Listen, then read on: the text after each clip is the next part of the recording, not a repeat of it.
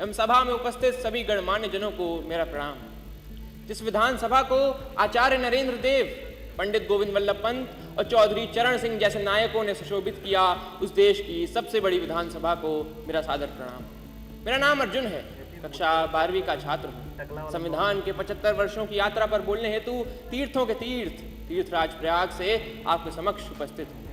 University of Chicago के professor Tom Ginsberg ने 1789 के बाद लिखे गए 190 संविधानों का अध्ययन किया और पाया कि इन संविधानों का औसत जीवन मात्र 17 वर्ष है, परंतु भारत का संविधान भारत के उत्कृष्ट मानवीय उपादानों का प्रतिनिधित्व करते हुए 75 वर्षों बाद भी आज दृढ़ता के साथ विद्यमान है। यह इसलिए भी क्योंकि भारत का संविधान मात्र 2 वर्ष 11 महीनों के विमर्श से तैयार हुआ एक दस्तावेज नहीं, अपितु 200 वर्षों की सतत साधना से परिणित नवनीत है।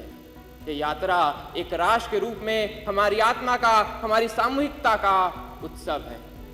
प्रसिद्ध जर्मन दार्शनिक इमैनुअल कांट ने अपनी पुस्तक क्रिटिक ऑफ प्रैक्टिकल रीजन में लिखा था कि constitution to be just must achieve the highest level of possible freedom for human individuals.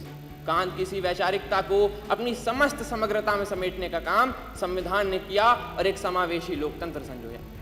Bharat का संविधान सिर्फ इसलिए बड़ा नहीं है क्योंकि इसमें 1.5 लाख शब्द हैं, अपितु इसलिए भी क्योंकि इसके पृष्ठों से महात्मा गांधी के हिंद स्वराज, भगत सिंह के क्रांति, अंबेडकर के सामाजिक न्याय और नेताजी बोस के संप्रभु और सशक्त भारत की आकांक्षाएं भी परिलक्षित होती हैं। संविधान की यात्रा सरल नहीं रही है। अगर इसने 24 अप्रैल 1973 को केशवानंद भारती निर्णय के रूप में रक्षा का प्रयास देखा तो 1975 में आपातकाल के रूप में प्रहार भी देखा। संविधान हमारा वह दर्पण है जिसमें हम अपने अतीत को देखते हैं, वर्तमान को समझते हैं और भविष्य को गढ़ते हैं। हमें यह भी समझना होगा कि संविधान साधन है, साध्य नहीं। हाँ, वो हमें जमीन तैयार करके तो दे सकता है, परंतु उस पर फसल बोने का काम हमारे ही जिम्मे है। ऐसे में हमें समझना होगा कि हमें एक ऐसे राष्ट्र का निर्माण करना है जिसके 6 स्तंभ हों: समता, समृद्धि, समन्वय, संस्कृति, सेवा और समर्पण।